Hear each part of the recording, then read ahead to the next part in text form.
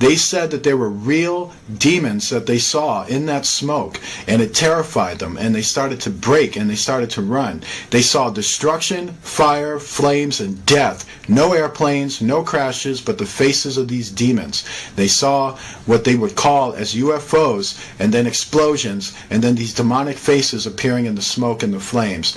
And what these demons are doing is that they are materializing themselves in the element, because they are feeding on the death and the fear and the blood that they have generated. And if you take a very good look at this, this is more of that. What the government did is that they knew the fallen angels were going to hit these buildings, and what they did was they set up demo charges to implode the buildings to cover up that attack, because you will come to find out that there's no evidence of an airplane, there's no airplane debris, there's no black boxes, and there's no victims. All you have are demons in the smoke, fire, blood, and death, fear, deception, and confusion from a world that has completely turned on Jesus Christ because they're too busy worshiping the very thing that's attacking and destroying them. And so you got to start wrapping your mind around that. You got to start getting your mind around the fact that you are being attacked by living spiritual entities. That's what the Bible calls it. The Bible calls them fallen angels. And from the beginning, they have been at war with the souls of the human race. Jesus called Satan a murderer from the beginning. He said that from the beginning this guy was aimed at killing the human race, and he is not above doing the actual killing himself. When he kills the human race, he does it in a very deceitful way, and he does it so deceitfully that you will honestly think that other people are responsible for his own actions. He's that clever. He's smart.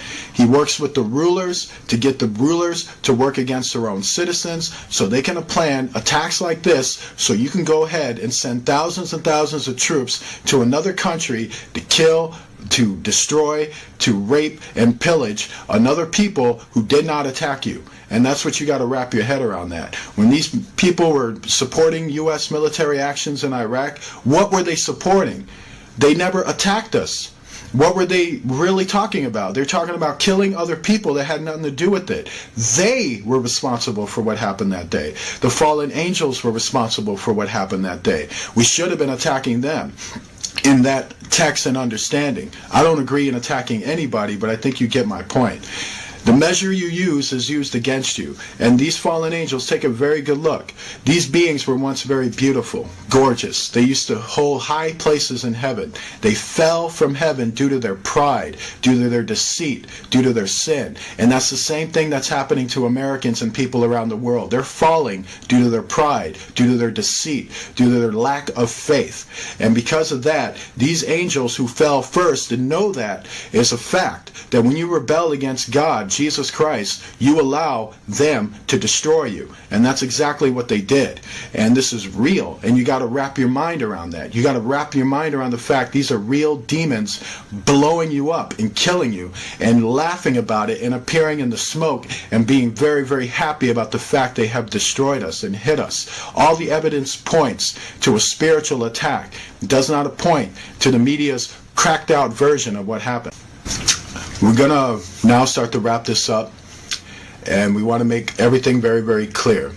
You were attacked by fallen angels. These fallen angels are real. They appeared in the smoke. They appeared in the flames. They fed off the blood of human beings. So now that I've shown the footage of this, now that I've shown you the truth of this, I want you to just really wrap your head around this message that I'm going to bring to you right now. Don't trust anything this government tells you, because they lie. They lie through their teeth. Don't trust the media, because they're also lying through their teeth. You have to trust only Jesus Christ himself. And you got to take the Bible as real, because the fact is the Illuminati wants you to think the Bible is not real. They want you to think that Jesus is the way they defy him, to cover up the fact that the Bible is not only true and real, it applies to real human life. There are prophecies that have to be fulfilled. These prophecies involve fallen angels destroying us, using the great deception that came down on us. Your government is in league with fallen angels. You have got to wrap your mind around that and realize, what does the Bible say? Does the Bible say that we war against other human beings? That we go out and pick up guns and kill people? No, no, no, no, no. It says that we war not against flesh and blood, but against spiritual forces, demonic places in high places. And those beings were the ones who attacked us. God bless you all. Good night, and do not let fear rule the day or the night in your life.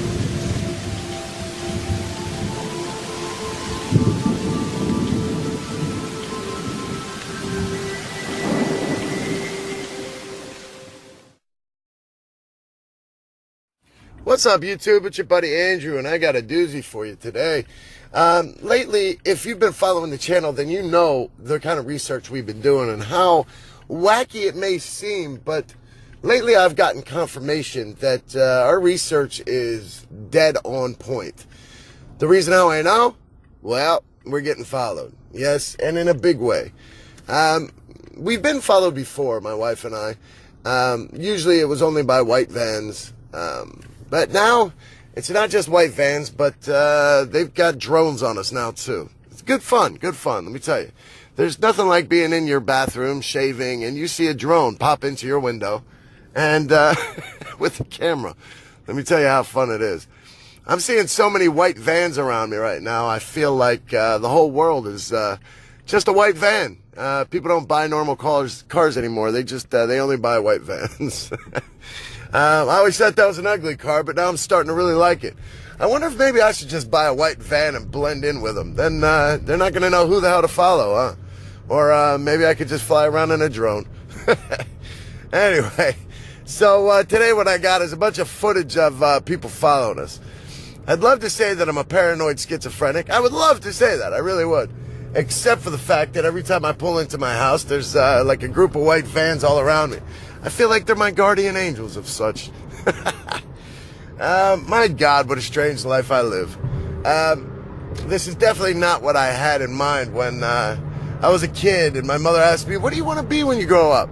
Well, Mom, I want to be a paranoid schizophrenic. I want to be followed by white vans all the time. Let me tell you how fun that would be. Like, oh, son, you're so smart. I support you. Oh, have fun. I sure will, Ma. Well, yeah, for all those non-believers out there, for all those naysayers that say Nibiru's not real, that tethered stars aren't real, that fake stars aren't real, that you know, the cloud-cloaked vehicles and alien-looking terrestrial officers that work hand-in-hand with our U.S. government aren't real. Well, I hate to tell you guys, but they don't usually spend the time, the money, and the resources to follow people who aren't on the money, okay? But I digress.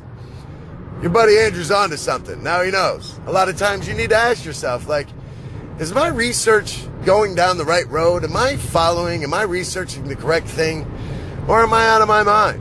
Well, I'm here to tell you, people, when you're not sure about your research, about the time that you're spending on a particular project, if white vans and drones start to follow you, best believe, friends, that you are on to something, all right?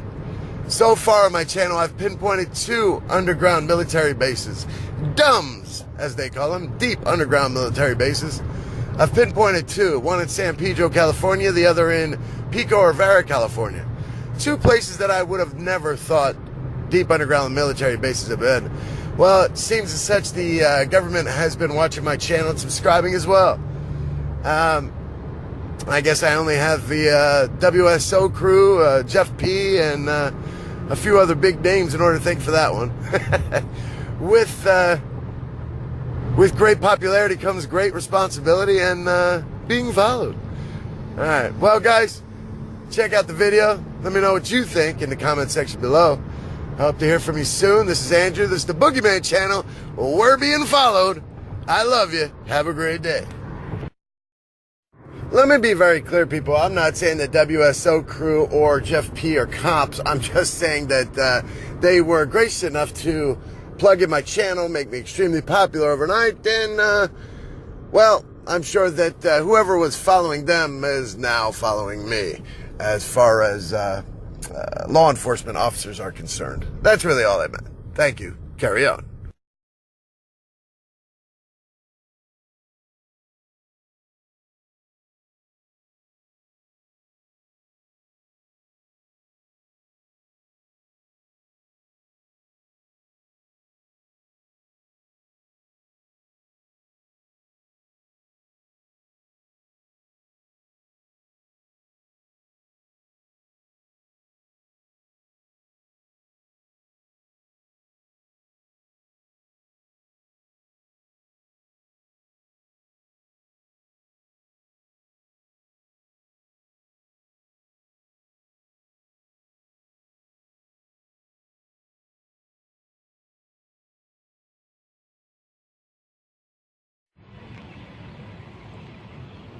Fake plane. Fake plane alert. Fake plane. They've been coming out of nowhere.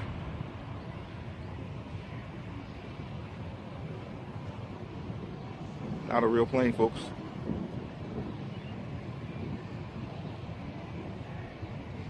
The sun glare is actually, the sun is in my face, so it's hard to kind of see it. He's recording it, but this is not a real plane, people.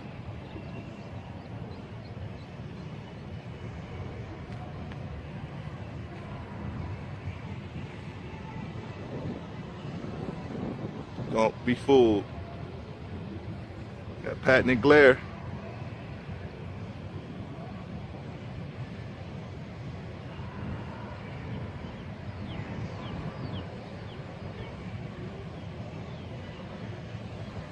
There you go, patented glare.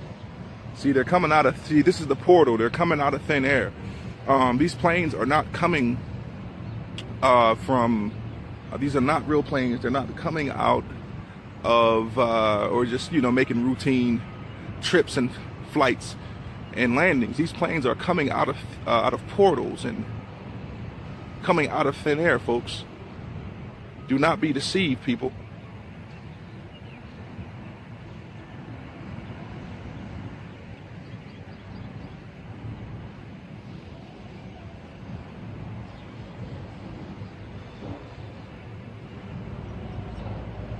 Just exposing the truth for y'all, man.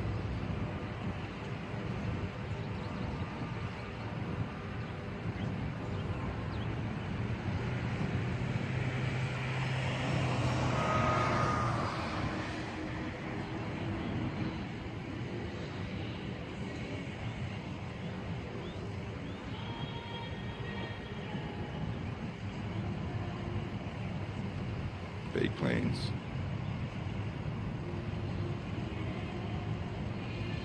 Different color.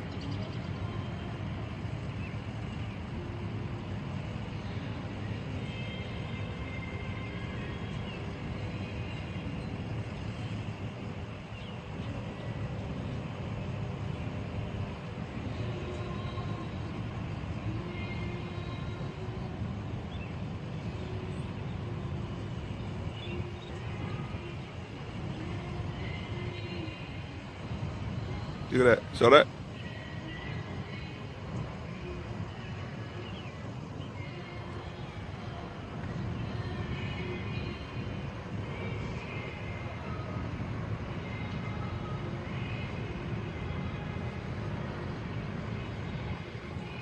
Not be fooled. They're good imitators. They mimic, they imitate. The glare is the giveaway. That's the giveaway right there. There it is. Yep. Fake Sky Demon planes.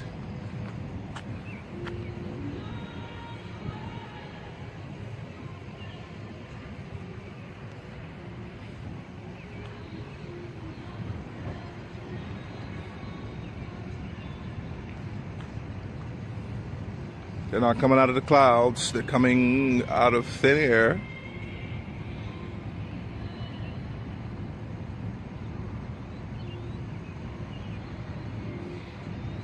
You don't look, you're not paying attention, you can actually, you don't see them coming, you can't see them, but when you pay attention to them, what they'll do is that they'll change where they're coming from. They're master deceivers.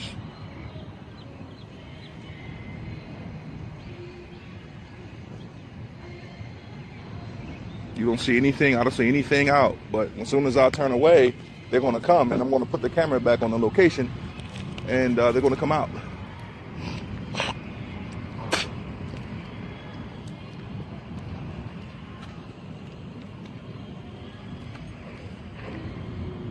Come to Jesus, man. I don't want to keep this I want to keep this running. Come to Jesus, folks. I'm out. Circling the skies across the country, the FBI is operating a small air force. The Associated Press has learned that the FBI has been using scores of low-flying airplanes with high-tech imaging devices, all registered to fictitious companies. People for years, if going back more than a decade, have been concerned when they see these low-flying airplanes circling above their house, so much so that some people even call 911 and ask the police, who is this person circling above? The AP traced at least 50 aircraft back to the FBI, including this single-engine Cessna spotted at a regional airport in Northern Virginia. The key thing on that aircraft is that if you look on the left-hand side, there's like a white basketball-looking object. And what that is a camera, so when the plane makes a 90-degree, or rather left-hand turns going around a certain area, the camera is off to the side recording as the aircraft is sweeping over a certain maybe 2-mile radius. That same aircraft was seen over Baltimore last month. Public radar data collected by FlightRadar24.com shows it making tight circles around the western area of the city, where violent protests broke out following the death of Freddie Gray while in police custody. An AP analysis revealed in the past few weeks the FBI flew on more than 100 flights over 11 states. The FBI says its aviation program is not secret, telling the AP, quote, "The aircraft are not equipped, designed, or used for bulk collection activities or mass surveillance. The FBI uses all tools and equipment and conducts all investigations in accordance with the Attorney General guidelines." But the FBI has gone to great lengths to conceal its ownership of the planes. Records show they are registered to at least 13 fake companies. Included on most registrations, a mysterious name, Robert Lindley, who appears to have 3 distinct signatures. The FBI would not say whether Lindley is a U.S. government employee. In addition to being equipped with video surveillance technology, officials who spoke to the AP under the condition of anonymity said the planes are sometimes equipped with cell site simulators, which can capture information from cell phones. This is all coming at a time when the government, and particularly President Obama, has said he encourages a debate on surveillance and privacy. It's not clear exactly how the surveillance technology is being used or what the specific capabilities of each aircraft are, but the flights represent an evolving frontier for law enforcement. Robert Bumstead, Associated Press. Well, a former Florida police officer faces life in prison for killing a black man who stranded on the side of the road. 41-year-old Newman Raja was found guilty of manslaughter and attempted murder. A jury convicted him of killing 31-year-old Corey Jones in 2015. Errol Barnett is in West Palm Beach. Errol, good morning. Good morning. This is the first conviction of a Florida police officer involved in an on-duty shooting in some 3 decades. And it took the all-white jury here just 4 hours to return its verdict and to bring some sort of relief for the Jones family. Son, we did it. For more than 3 years, Corey Jones' family agonized over his death by former police officer Newman Raja. After the verdict, we went straight to the grave site. It was just like a load was lifted. Resolution came in court Thursday. We find the defendant guilty of manslaughter. Raja showed no emotion as the guilty verdicts were read. He was on duty in plain clothes and an unmarked van when he killed Jones in October of 2015. Jones was waiting for a tow truck after his SUV broke down. The truth will prevail over lies every time. Raja told investigators he identified himself as an officer, but an audio recording of Jones' call with roadside assistance proved he never did.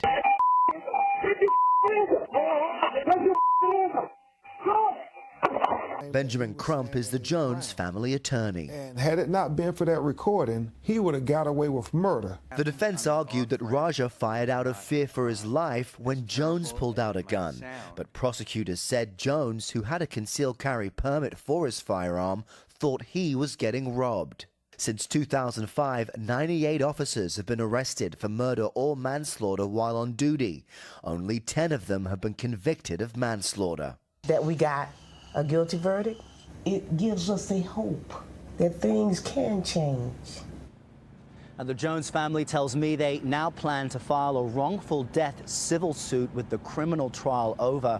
Raja has a sentencing hearing scheduled for next month where he faces a mandatory minimum sentence of 25 years behind bars. Nora? All right, Errol, thank you.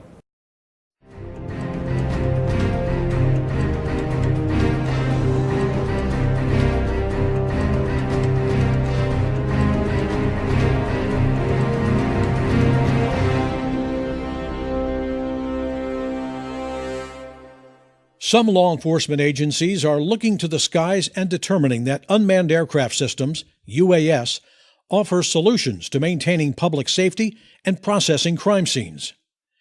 Standing up a UAS program takes research, planning, and training. Under the right circumstances, the technology can produce great results. The Mesa County Sheriff's Office in Grand Junction, Colorado, uses UASs primarily to assist in crime scene and traffic accident investigations. Ben Miller, Unmanned Aircraft Program Director, says the aircraft's cameras record information and help officers process it. His fixed-wing aircraft and quadcopter are more than cameras.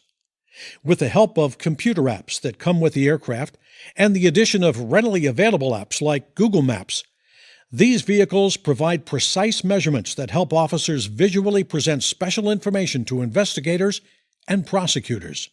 Photographing a crime or accident scene with standard equipment on the ground can take hours or even days. A UAS can fly over the same scene and take digital images in 20 to 40 minutes. When Miller is called to a scene, he says the nature of the investigation dictates which aircraft he'll fly. Fixed-wing aircraft require greater launching distance and may require an assisted launch setup, like a bungee cord or catapult. Quad helicopters can take off in smaller spaces. Once Miller selects the appropriate aircraft, here's how he proceeds. In a nutshell, what it looks like when we show onto a scene. We're basically going to make the notifications that our FAA approval requires us to do. We usually do that en route on the phone. We show up on a scene, we'll tie in with whatever management is there. They'll kind of give us a brief of this is what we've got. We'll assess the area that we'd like to fly. We'll check it for obstructions, whether that's trees, buildings, antennas, stuff like that. We'll develop where we're going to fly, and we're going to make sure that it's safe to do so, etc. We'll pull the vehicle out. We'll do the quick assembly that is required, load the batteries, etc., and a quick pre-flight. Then we take the vehicle off. It goes what we call downrange, flies the mission. Miller plugs in coordinates on a computer screen, and the aircraft takes off and enters that predetermined perimeter or box. It flies from the nearest point within the box to the farthest point, and then methodically flies back and forth in a pattern photographing everything on the ground. Back at the office, the images are stitched together and three-dimensional images are created. So we're not just presenting pictures that say this is what it looked like. We're actually presenting maps and models. And in those maps and models, they're geospatially accurate to the real world. That's a fancy way of saying we can measure in those models. And measuring in a geospace tells us a lot of things. Distance is often a significant factor in investigations. Distance tells us plausibility. Could a person actually get from point A to point B as fast as they said they did? Miller says the sheriff's office maintains a digital evidence management system where images are tagged and access is restricted to qualified investigators and their managers. They give remote access to the district attorney's office, and any viewing or downloading of images is logged. The great thing is that we're collecting digital information, and digital information has its advantages over the old way of doing business, where there's a potential to lose evidence. There's a potential to not totally track when the only time we track stuff is when we write it down. Every time something happens to this information, it's logged, and we keep those logs in perpetuity. Miller set up a demonstration outlining the use of his quadcopter at a traffic accident scene. Using his software and Google Maps, he selects his Add Point tool, adds 4 points over the intersection. These points form a box delineating the photo survey area. He adjusts the box to eliminate obstructions and to fly at a safe distance away from buildings. Now the software tells him his survey area. In this case, it's a ½ acre. It tells him it'll take 1 minute and 49 seconds to fly the mission. Now he activates his quadcopter, and it goes to its designated entry point. The aircraft methodically flies back and forth, taking photos of the entire box. Using GPS and other sensors on board, it makes sure the photography has perfect overlap. After recording for approximately a minute and a half, the quad returns to its takeoff location and lands. Miller says using unmanned aircraft to collect data in a scenario like this has at least 2 advantages over doing things strictly on the ground. It is a quick and accurate way to process the accident scene, and the scene is cleared and traffic can resume faster. So, both the sheriff's office and the public are well served. Considering public opinion is a key component of the successful launch of a UAS program. Talk to community residents before implementing a program like Mesa County's. A common concern is privacy. Miller explains that his equipment is used with strict guidelines, does not eavesdrop, and does not have the capacity to look through windows or walls. One of the common misperceptions that the public has is that as these, the sensors become greater and greater, and they're just amazing, that we begin to invade upon the privacies protected under your Fourth Amendment. And that's really not the case. As you can see, we're not looking inside a building. As concerns arise, law enforcement agencies can address them with the public. Here are some common myths about UASs. Myth: law enforcement watches the general public from the skies, waiting to find lawbreakers or violations. Fact: UASs are generally used for crime scene and traffic investigations and fires. Flight time is limited to 20 to 30 minutes or an hour at most. For this reason, flight missions must be well defined. Myth: UASs carry weapons. Fact: the unmanned aircrafts used by law enforcement are not military-style UASs. They are unarmed. The FAA prohibits the carrying of weapons on public safety UASs. Period. Myth: UASs are outfitted with infrared cameras that can look through windows and record what is going on inside private homes. Fact: the UAS's infrared cameras used by law enforcement cannot see inside windows. They do not record activity inside of homes. The Mesa County Sheriff's Office established its UAS program 6 years ago and continues to work with industry groups and the Federal Aviation Administration to improve guidelines for their use. What may have started as a tense relationship between law enforcement and the FAA has evolved into a collaboration that has yielded a more streamlined process. Former FAA UAS Integration Office National Law Enforcement Program Manager David Morton worked on building a more congenial relationship with law enforcement. The FAA is really in a supportive role with law enforcement and public safety. It is not an adversarial relationship. It has never wanted to be. Since I took over the program as the National Program Law Enforcement Manager, we have had a complete shift in the way we would deal with public safety people, and that is we lean way, way forward to try to find ways to accommodate, help, and guide law enforcement in the integration of this technology, because we know it's very, very important. And who better to fly it than the most disciplined group of people?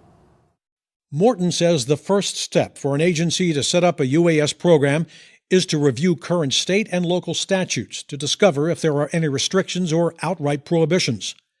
Then, he advises agencies to clearly define the intended mission or concept of operations.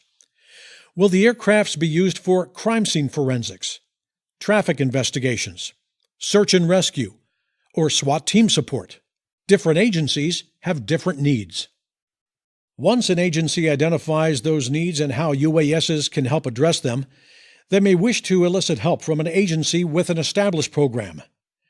Then they can begin to work with the FAA to receive a Certificate of Waiver or Authorization, COA, which permits public agencies and organizations to operate a particular aircraft for a particular purpose in a particular area.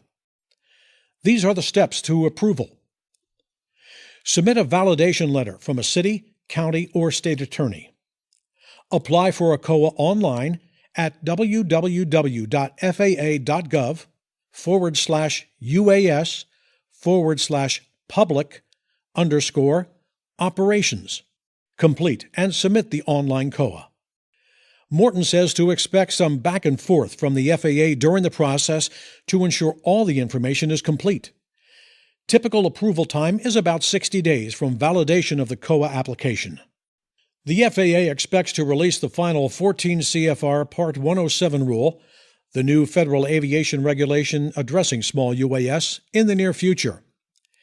As soon as that new rule is published, agencies will have the option of complying with this rule, and that will make their access to the NAS much simpler. The new Part 107 rule stipulates operator certification, a UAS license, UAS registration, the aircraft N number, as well as other safety guidelines. However, the rule may only allow for daytime operations in non-congested airspace. While there will be some restrictions to the public safety UAS mission, it can be assumed this process will be much easier to follow than the current COA process. A UAS program may or may not be appropriate for your agency. When weighing the facts about UASs, consider that the price tag for the aircraft can be in the hundreds of dollars instead of the tens of thousands that of manned aircraft. They typically cost less than $25 an hour direct cost to operate. It costs about 1 cent to charge a battery. Most of these aircraft are easy to operate. The computer on board flies the aircraft. This allows easier training to operate as opposed to a manned aircraft. A word of caution, though. There are small UASs that have been thoroughly designed with the law enforcement mission in mind. There are many others that are entering the mission space that may not have the utility, reliability, or functionality of more sophisticated models. As with any purchase, buyer beware.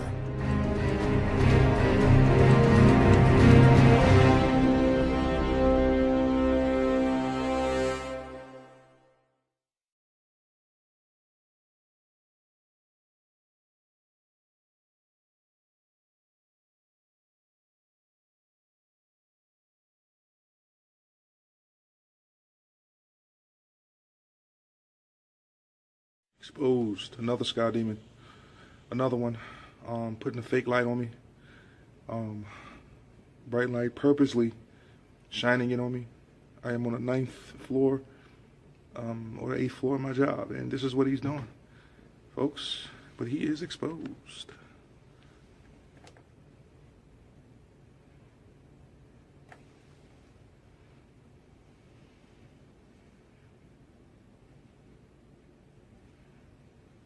Pretending like he's getting closer to me when in reality he's not. He's doing that, and what he's going to do is that bright manufactured light that they make, big ball of fire, it's going to look like a big flare. It looks like it's going to go right. I'm telling you before it happens what's going to happen, because they masquerade and pretend to be planes. And there should be other people that should be seeing this. Like the bridge is right there. Cars going by, I know they see it. I know other people see this, but they don't know what it is.